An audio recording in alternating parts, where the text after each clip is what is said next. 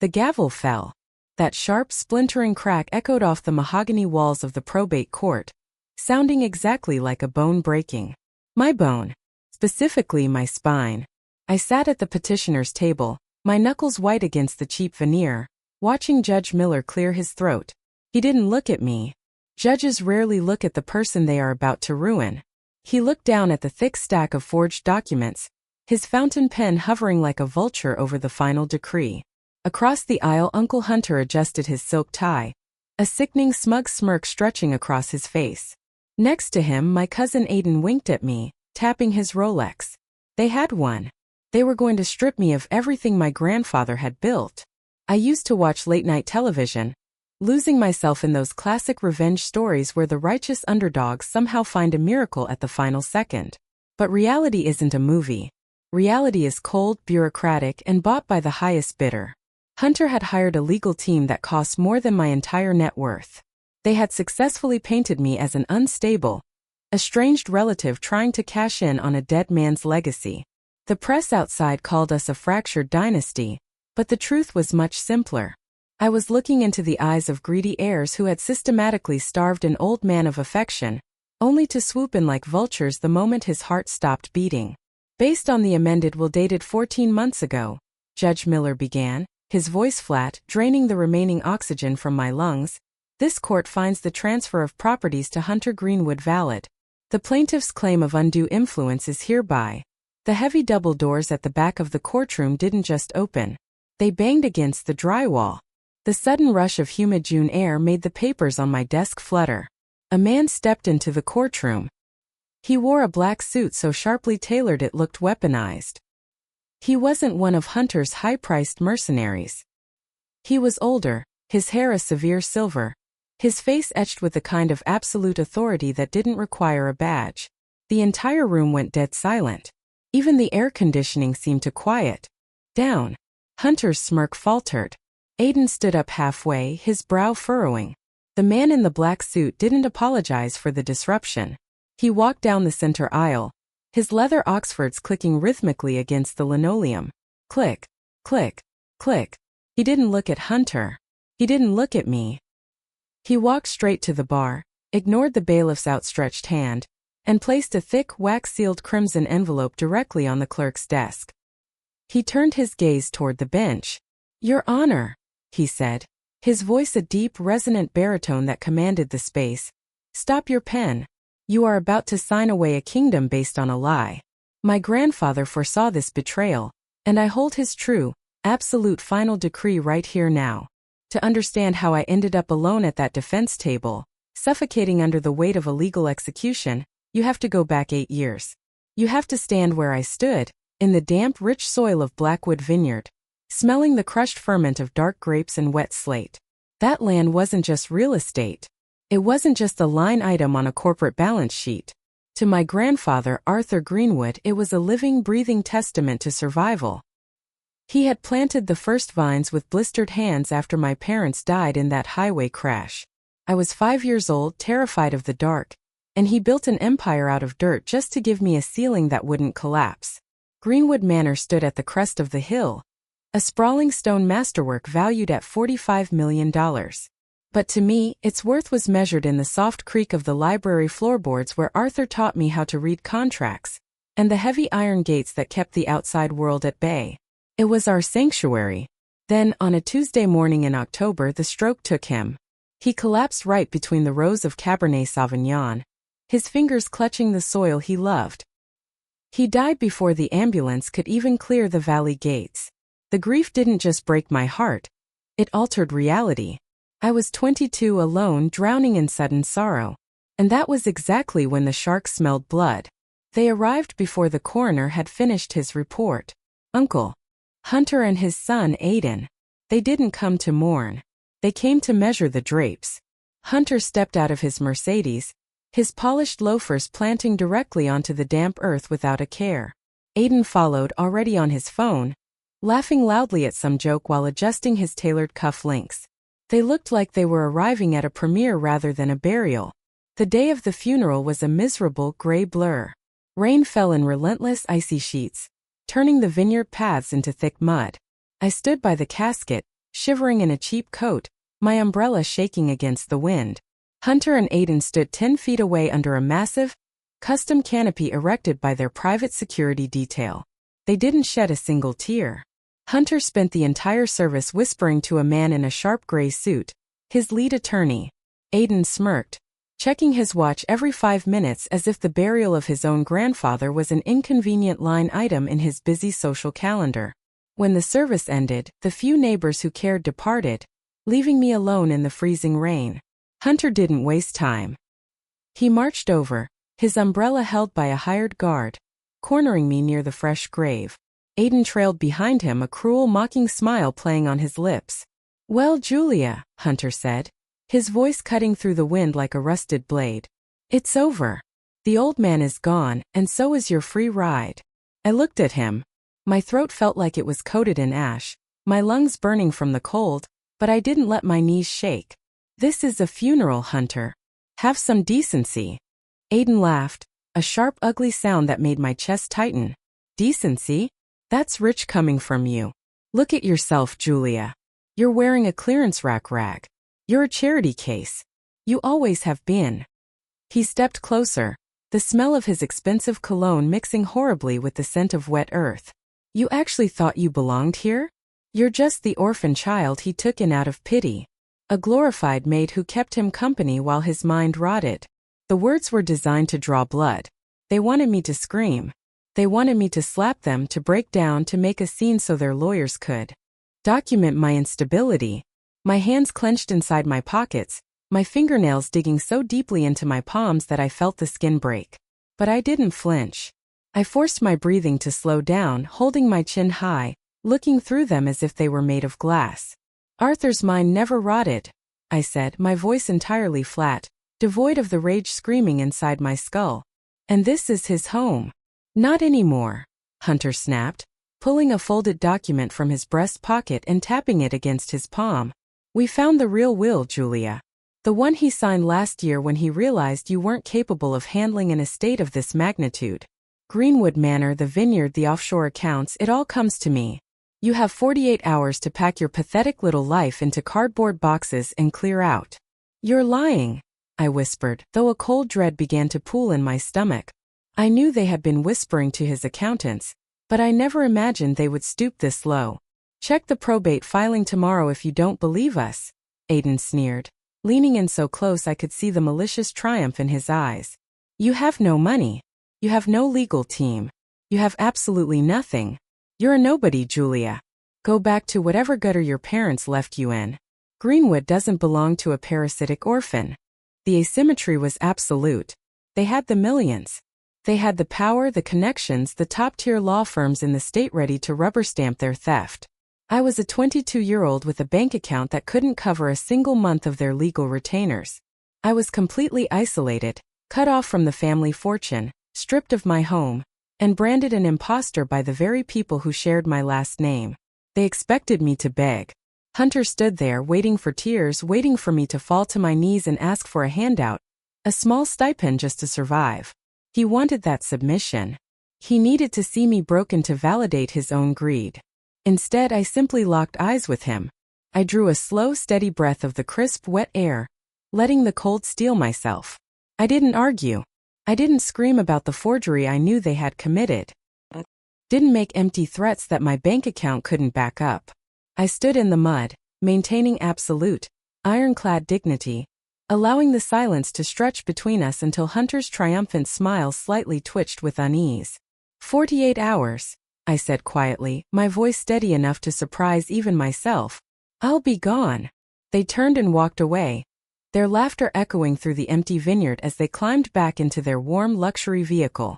I stood by the grave for another hour, watching the taillights disappear down the driveway. I knew what they had done. I knew the battle ahead would be a slaughter if I fought it on their terms. But as I looked at the fresh earth covering the only man who had ever loved me, a cold, calculated clarity settled over my soul. They thought my silence was weakness. They thought my lack of resources meant defeat. They had no earthly idea that their long, agonizing, and completely well-deserved descent into absolute ruin had just officially begun right there today. 8 years is a long time to eat dirt. It's enough time for the grit to settle behind your teeth, for the taste of iron and humiliation to become your morning coffee. When Hunter and Aiden kicked me out of Greenwood Manor with 2 cardboard boxes and 48 hours to disappear, they expected a scene. They wanted a classic, pathetic white trash meltdown on the manicured front lawn. They wanted me to scream, to shatter a bottle of grandfather's Reserve Merlot against the stone gates, to beg them for a crumb of the $45 million empire. I didn't give them the satisfaction. I didn't give them a single syllable. Silence is a funny thing. To stupid people it looks like surrender. They think if you aren't barking back, you've been successfully housebroken. Hunter smiled his heavy, bourbon-soaked smile as I walked down the gravel driveway in the rain. Aiden threw a silver dollar at my feet, laughing when it bounced into the mud. I left it there. I didn't look back. I moved into a 500-square-foot walk-up apartment over a dry cleaner's in East Grand Rapids. The place smelled constantly of industrial starch and scorched polyester. The wallpaper was the color of a smoker's tooth, and the radiator hissed like a dying animal every time the temperature dropped below freezing. It was perfect. It kept me cold, kept me sharp.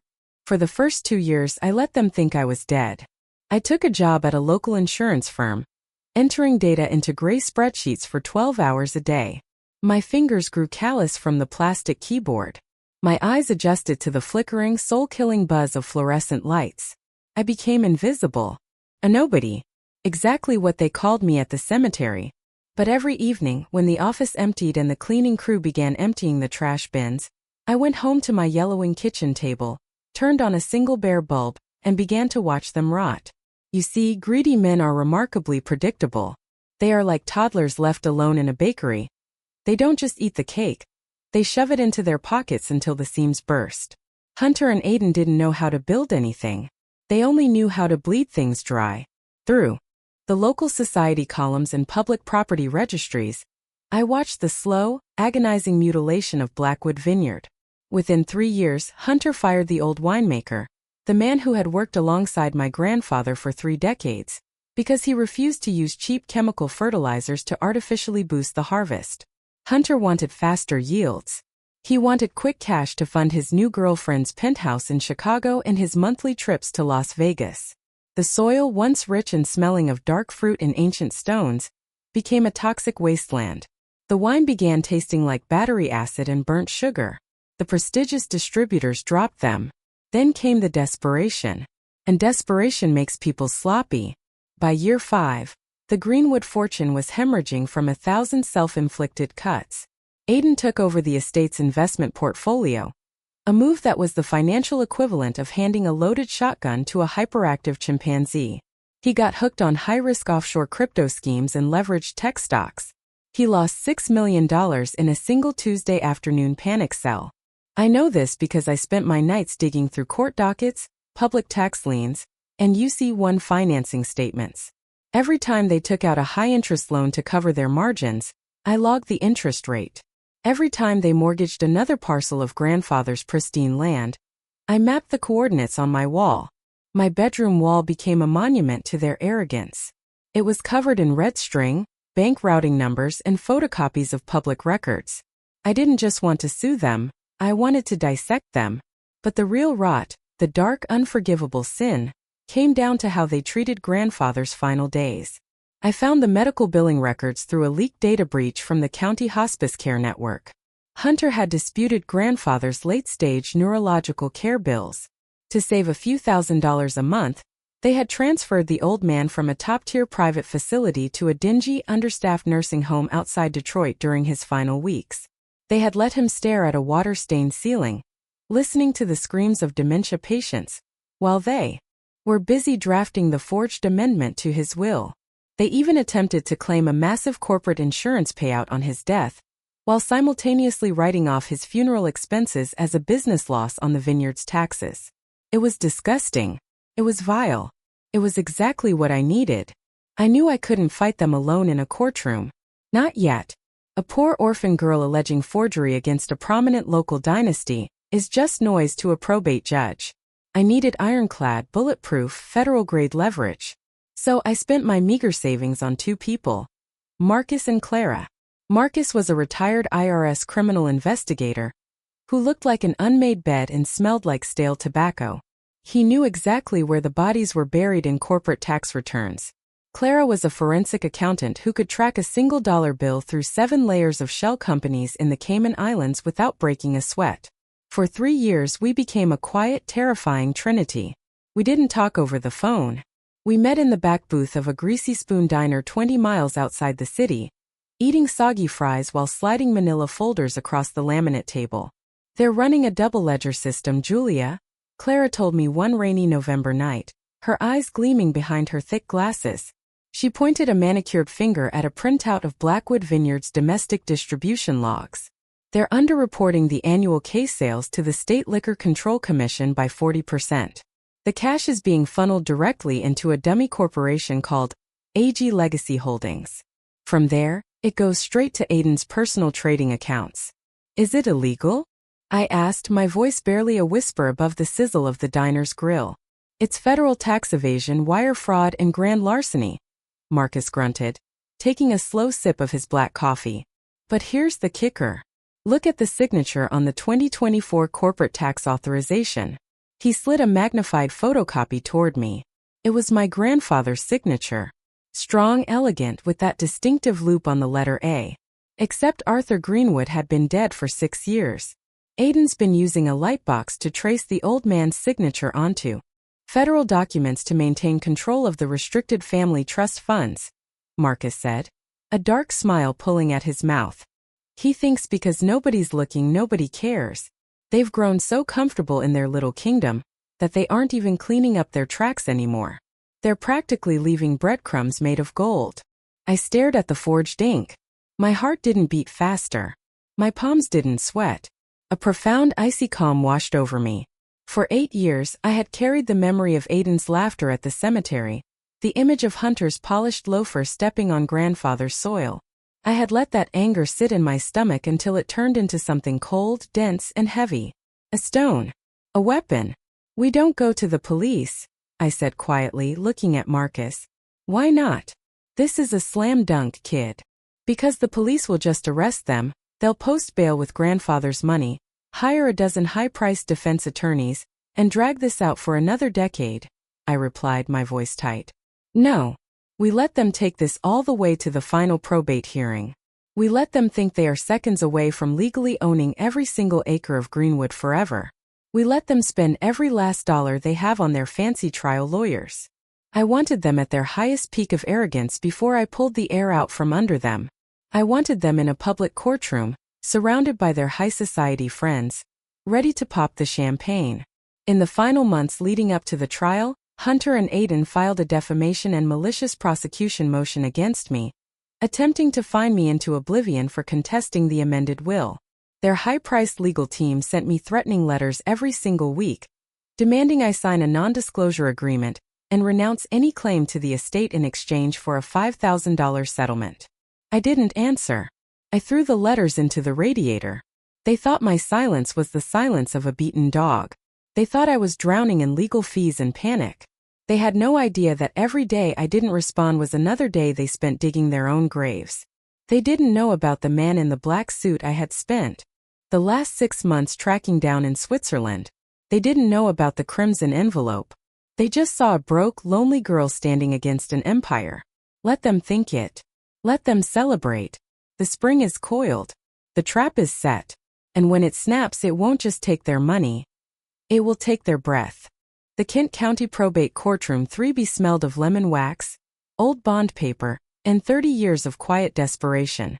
It was a sterile, windowless box on the 3rd floor of the Civic Center, designed to strip human tragedy of its emotion and reduce it to docket numbers. Outside, a sticky June humidity hung over Grand Rapids. Inside, the industrial air conditioner droned a relentless, low-frequency hum that kept the room at a shivering 62 degrees. I sat alone at the left-hand table. The wood under my palms was scarred with decades of nervous fingernails and dropped pens. I had no co-counsel. I had no paralegal wheeling in bankers' boxes of documents. In front of me sat a single manila folder, a cheap yellow legal pad, and a silver cross pen that had belonged to my grandfather. That was it. To any casual observer, it looked like a suicide mission. an unrepresented 22-year-old girl playing lawyer against the biggest white shoe firm in West Michigan. Across the carpeted aisle, the petitioner's table was an absolute fortress of corporate muscle. Uncle Hunter had spared no expense. He sat flanked by 3 attorneys from Vanguard, Vance & Croft, the kind of firm that didn't answer the phone for less than $500 an hour. Lead counsel was Harrison Croft himself, a tall, silver-haired predator with a tailored charcoal suit and the calm, unblinking eyes of a man who hadn't lost a trial since the Carter administration. Next to him were 2 junior associates, their faces pale under the fluorescent lights, frantically organizing thick, leather-bound binders with color-coded tabs. Aiden sat directly behind Croft, leaning back in his leather chair with his ankles crossed. He wore a navy blazer that cost more than my apartment's annual heating bill. Every few minutes he would lean forward, whisper something into his father's ear, and they would both share a low, muffled chuckle. They weren't just confident. They were bored. To them, this morning was a mere formality, a minor speed bump before they took legal title to Greenwood Manor and liquidated the Blackwood Vineyard into a sea of generic suburban strip malls. All rise for the Honorable Thomas Miller, the bailiff droned, his voice exhausted by 40 years of the same routine. Judge Miller climbed the 3 carpeted steps to the bench with a heavy, deliberate stride. He was 64, with deep bags under his eyes and a thick mane of white hair that seemed too heavy for his neck. He adjusted his black robe, settled into his high-back chair, and peered down over his half-moon reading glasses. He didn't look at me. He looked at the thick stack of motions piled neatly in the center of his desk. Case number 26/0842, Miller muttered, his fingers tracing the top folder. In the matter of the estate of Arthur Greenwood, we are here for final disposition on the petitioner's motion for summary judgment regarding the validity of the codicil dated October 12, 14 months ago. Appearances. Harrison Croft stood up. The movement was smooth, practiced, entirely fluid. He unbuttoned his jacket with one hand as he approached the podium. Harrison Croft, Your Honor, representing the executor and primary beneficiary, Hunter Greenwood. With me are Mr. Thomas and Ms. Vance. The judge nodded, his pen already moving. And for the respondent? I stood up. My knees felt cold, but they didn't shake. Julia Greenwood, Your Honor. Appearing pro se. Miller paused, his pen hovering. He looked at me for 3 long seconds, a mixture of pity and annoyance softening his weathered face. Miss Greenwood, I asked you 3 weeks ago if you wished to request a continuance to secure legal counsel. The court strongly advises against self-representation in matters of this complexity. I am aware, Your Honor, I said, my voice cutting through the hum of the air conditioner. Short, flat, steady. The respondent is prepared to proceed. Miller sighed, a sound like air escaping a tire. Very well. Mr. Croft, you may argue your motion. Croft smiled. It wasn't an aggressive smile. It was the patronizing, gentle smile of an expert about to explain arithmetic to a child. He laid his large, manicured hands on the edges of the podium. Thank you, Your Honor. The issue before this court is remarkably simple. Despite the emotional clouding introduced by the respondent, we have submitted the original copy of the October 2024 codicil. It is properly executed. It bears the signature of Arthur Greenwood. It is witnessed by 2 independent parties, longtime employees of the estate, and it has been fully authenticated by Mr. Robert Gable, a certified forensic document examiner with 30 years of credentialed experience. Croft paused, turning slightly to glance back at me, his eyes empty of any warmth. The respondent's entire case rests on vague, unsubstantiated allegations of undue influence and forgery. Yet, over 8 months of discovery, she has produced no expert testimony, no counter-handwriting analysis, and no material evidence to contradict the legal validity of this instrument. The law in this state is clear, Your Honor. In the absence of specific, triable facts, a challenger cannot hold a $45 million estate hostage based purely on hurt feelings. Hunter Greenwood is the named executor and the rightful heir to the real property under the clear terms of his father's final wishes. We ask that the court grant our motion, dismiss the objections with prejudice, and allow the probate of this estate to finally conclude. Croft sat down. The silence in the room was absolute. save for the scratching of the court reporter's stenograph machine. Click, click, click. Hunter leaned over and patted Croft on the shoulder. Aiden caught my eye from across the well of the court and mouthed 2 words. "It's over." Judge Miller shifted his weight, his leather chair groaning. He looked down at the documents in front of him, then shifted his gaze toward me. "Miss Greenwood, the petitioner has presented a facially valid, notarized amendment to the estate plan. Under Michigan Compiled Laws Section 700.3407, the burden of proof shifts entirely to you to establish fraud or undue influence. What evidence do you have to present to this court today?" I stood up again. I didn't walk to the podium. I stayed behind my lonely table, my hands resting lightly on the cheap veneer. "None, Your Honor," I said quietly. A low murmur rippled through the gallery behind me, where a few reporters and distant family members sat. Hunter let out a short, sharp breath through his nose, a half-laugh. Croft didn't move a muscle. He just watched me, his analytical mind searching for the trap, but finding nothing but an empty field.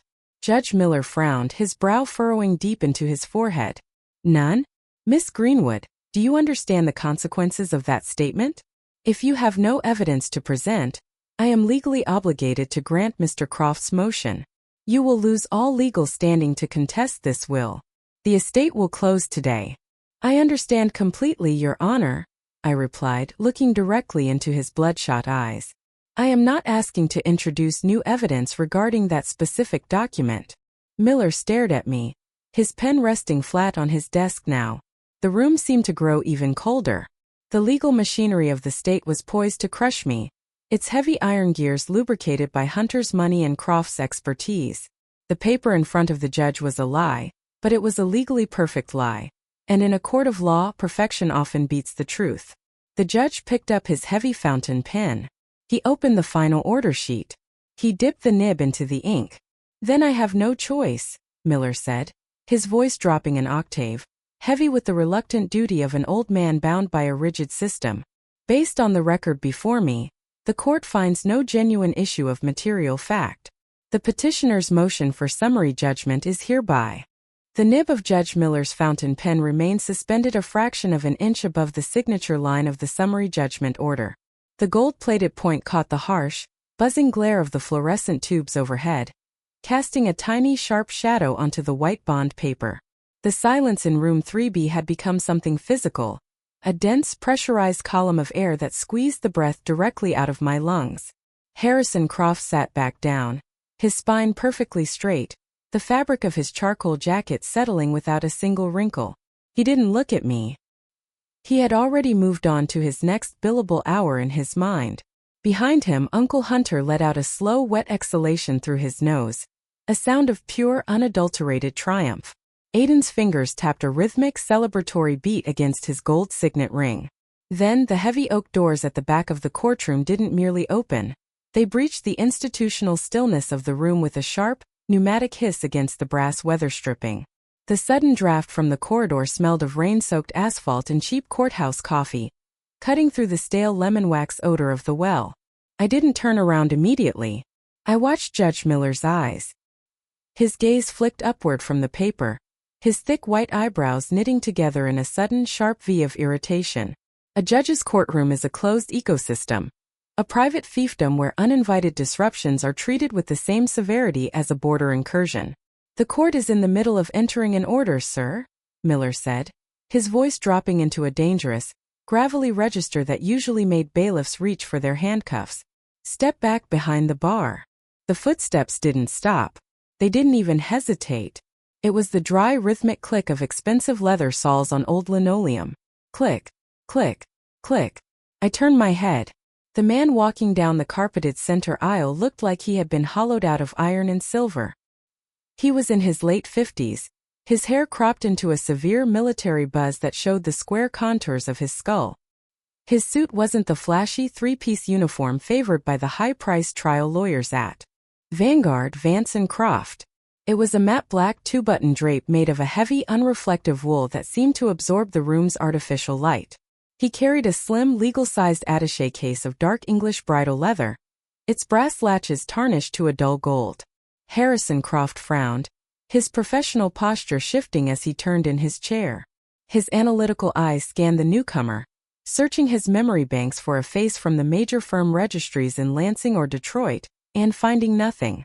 The man stopped at the wooden gate dividing the gallery from the well. He didn't look at Uncle Hunter, who had turned completely around now, his heavy jaw slackening with a mixture of confusion and growing irritation. The man didn't look at me either. His focus was locked onto the bench with the absolute, chilling clarity of a federal prosecutor delivering an indictment. "My apologies for the timing, Your Honor," the man said. His voice was a deep, resonant baritone, entirely free of the theatrical cadence used by trial attorneys. It was the dry, matter-of-fact tone of an actuary reading a death certificate. "My name is Charles Vance.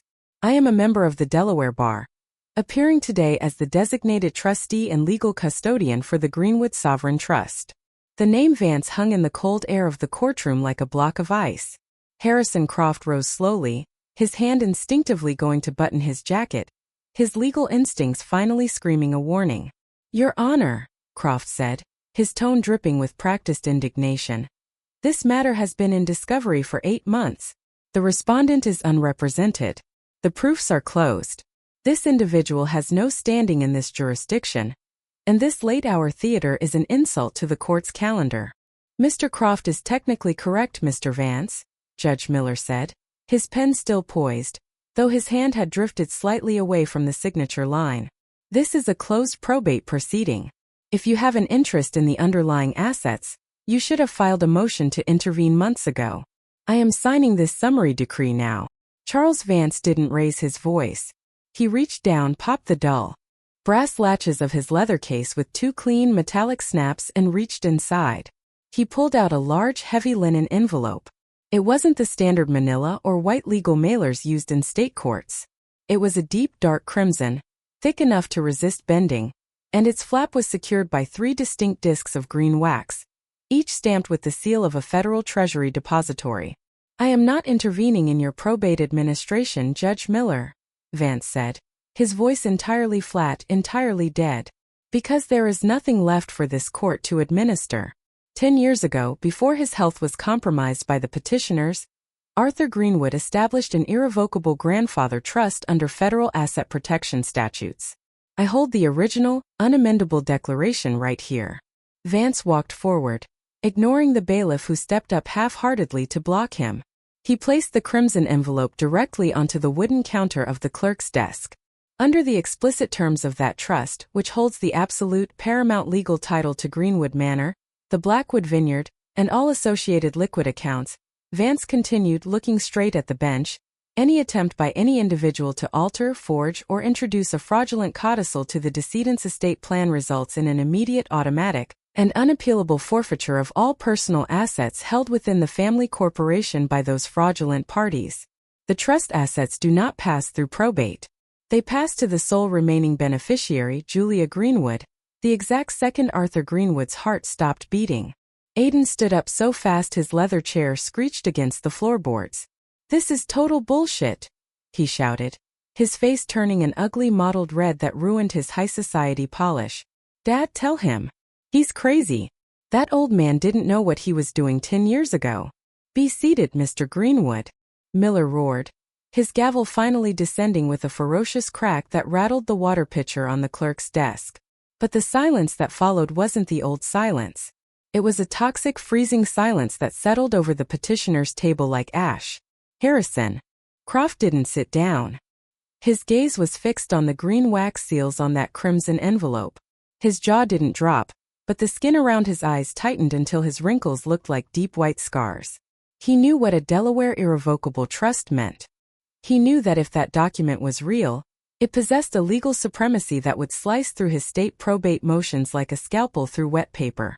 Judge Miller reached down and picked up the crimson envelope. His old liver-spotted fingers handled the heavy linen with a strange, sudden reverence. He took a silver letter opener from his drawer and sliced through the top edge, avoiding the wax seals. He pulled out 20 pages of dense, legal-size parchment, the text crisp and black, bearing the unmistakable bold signature of my grandfather on every single page. I watched Miller's face. It was a slow, agonizing transformation. The routine boredom of an old judge looking to clear his morning docket vanished. The gray skin around his mouth went completely slack. His eyes moved rapidly from left to right, scanning the boilerplate language, the asset schedules, and finally the specific terrifying clawback provisions outlined in Section 9. He didn't speak for 2 full minutes. The only sound in room 3B was the dry, rustling rattle of the parchment pages turning in his hands. Every time a page turned, Uncle Hunter seemed to shrink an inch into his expensive wool suit. Aiden was staring at his father, his chest heaving under his blazer, his arrogance evaporating into the freezing air-conditioned air. When Judge Miller finally looked up, his face was completely drained of color. He looked at Harrison Croft, then his gaze shifted to Hunter Greenwood. The pity was gone. The professional detachment was gone. In their place was the cold, hard stare of a man who realized he had been handled, lied to, and nearly used as an instrument to execute a multi-million-dollar federal crime. The judge laid the document down flat on his desk, his hand resting on top of it as if he were holding down a live bomb. He looked directly at the man in the black suit. "Mr. Vance," Judge Miller said, his voice dropping into a quiet, bone-chilling whisper that reached every corner of the frozen room. "The court is staying these proceedings immediately. We need to have a conversation in my chambers. Right now." The heavy oak doors of Judge Miller's private chambers remained closed for exactly 42 minutes. I counted every single tick of the institutional clock on the wall. 60 seconds multiplied by 42. A long time to watch an empire rot in silence. When the doors finally clicked open, Judge Miller walked back to the bench. He didn't look tired anymore. He looked old. A grim, clinical finality sat in the deep lines around his mouth. He didn't sit down immediately. He stood behind his elevated desk, looking down at Hunter and Aiden with the cold, detached disgust of a coroner examining a piece of spoiled meat. "The motion for summary judgment is denied," Miller said. The words were short, sharp. They dropped into the room like lead weights. Furthermore, based on the certified Federal Registry documents presented by Mr. Vance, this court is issuing an immediate emergency injunction. All assets, accounts, and real property under the umbrella of the Greenwood estate are frozen. Effective 60 seconds ago. Harrison Croft didn't blink. He didn't offer a legal objection. He simply stood up, his hand moving with a slow, terrifying deliberation as he smoothed the front of his charcoal jacket. He reached down, took his gold fountain pen from the table, and slid it back into his breast pocket. Then he turned to Hunter. "Our retainer is exhausted, Hunter," Croft said. His voice was low, devoid of any professional courtesy. It was the tone of a banker closing a vault. "Vanguard Vance and Croft is withdrawing as counsel. Immediately. I suggest you find a public defender who specializes in federal grand larceny." He didn't wait for a response. Croft picked up his leather briefcase, turned on his heel, and walked out of room 3B. His 2 junior associates scrambled behind him like frightened mice, leaving a trail of loose papers in their wake. The soft, mechanical click of the courtroom door closing behind them was the exact sound of the Greenwood family name being erased from the social registry. Aiden didn't understand yet. His brain, pampered by 28 years of unearned wealth and cheap luxury, couldn't process the sudden absence of gravity. He grabbed his father's arm, his fingers digging into the expensive wool. "Dad? What is he talking about? Who is this guy? Make them stop this." But Hunter couldn't answer. The older man had gone entirely gray, the color of wet river gravel. His heavy jaw hung loose, a thin string of saliva glistening at the corner of his lip. He looked at Charles Vance, then his eyes drifted slowly to me. For 8 years he had looked at me and seen an insect. A charity case. A nuisance to be swept off his manicured lawn. Now he was looking at his executioner. "Julia," Hunter whispered. The arrogance was gone. The bourbon-soaked boom of his voice had shrunk to a dry, rattling wheeze. "Julia, listen to me. We're blood. Your father. My brother. We made mistakes. The vineyard was struggling. We did what we had to do to keep the name alive. You can't do this. Blood. They always bring up the blood when they're bleeding." I stood up from my cheap laminate table. I didn't feel a rush of adrenaline. I didn't feel that hot, messy anger that makes your ears ring. I just felt cold. a deep crystalline stillness. I looked at the man who had let my grandfather die in a dingy, understaffed room while he forged the signatures to steal his life's work. Blood didn't stop you from clearing out my bedroom 48 hours after the funeral, Uncle Hunter, I said. My voice was quiet, but in that freezing room, it carried to the back row of the gallery. Blood didn't stop Aiden from throwing a dollar coin into the mud at my feet. You wanted the kingdom. You got it. Now you get the debt. Charles Vance stepped forward, his black suit catching the sharp light as he tapped a folder against his palm. Mr. Greenwood, there are 2 special agents from the Internal Revenue Service Criminal Investigation Division waiting in the corridor. They have the double ledger tax returns. They have the wire transfers to the Cayman accounts. And they have the forensic handwriting analysis of your grandfather's signature from the 2024 tax filings. Aiden's face broke. The high society polish melted away, leaving behind a terrified, sweaty boy who realized the safety net had been cut. No, wait. It was him. It was my dad, he shrieked, pointing a shaking, manicured finger at Hunter. He told me to trace the signatures. He handled the offshore accounts. I didn't know it was illegal. Julia, please. I'm your cousin. Hunter turned his head slowly, looking at his son with a hollow, dead expression. The betrayal was complete. The family structure hadn't just collapsed. It had devoured itself in a matter of seconds. The bailiff stepped forward, his hand resting flat against the leather holster of his sidearm. Hunter Greenwood. Aiden Greenwood. Step across the bar. Keep your hands where I can see them. The sound of the handcuffs was the most beautiful thing I had ever heard. It wasn't the loud, dramatic clink you hear on television. It was a precise metallic zip click. Cold steel meeting skin. Aiden began to cry, a pathetic, snotty sound that echoed off the mahogany walls as the bailiff led them through the side door toward the holding cells. Hunter didn't make a sound. He just shuffled forward, his expensive loafers dragging against the linoleum, his spine bent like a broken twig. I watched them go. I didn't feel pity. I didn't feel a sudden urge to forgive them to ease my own soul. That's a lie told by weak people who can't bear the weight of absolute justice. Some people don't deserve mercy. They deserve the exact amount of cruelty they inflicted on the world, delivered with legal precision. 2 hours later, I stood on the limestone terrace of Greenwood Manor. The June sun was hot now, burning through the morning haze, baking the rich, dark soil of the valley below. The Blackwood vineyard stretched out before me, thousands of rows of vines climbing the rolling hills. They looked tired. The leaves were yellowing at the edges from the cheap chemicals Hunter had dumped into the earth to save a buck. The stone walls of the mansion were covered in dust, the iron gates rusted from neglect. It was a total mess. But it was my mess.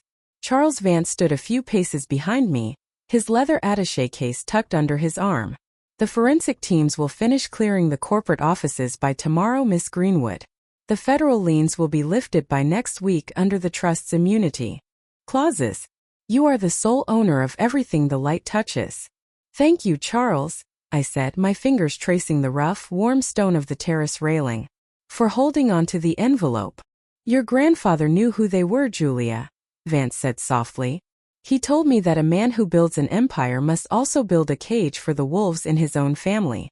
He just waited until you were old enough to turn the key. He left me alone then. I walked down the stone steps, my boots sinking into the damp earth, smelling the wild, sweet scent of fermenting fruit. I walked until I reached the center row of the Cabernet Sauvignon, the place where Arthur Greenwood had fallen. I knelt down, reached into the dirt, and let the rich black soil run through my callous fingers. The weight in my stomach, that heavy cold stone I had carried for 8 long years, finally dissolved into the ground. They thought they had buried me. They didn't realize I was a seed. If you want to know how to build a fortress that no one can tear down, look at your foundation. Don't let the wolves take what you build. Hit the subscribe button, leave a comment below with your thoughts on justice, and stay tuned for the next story.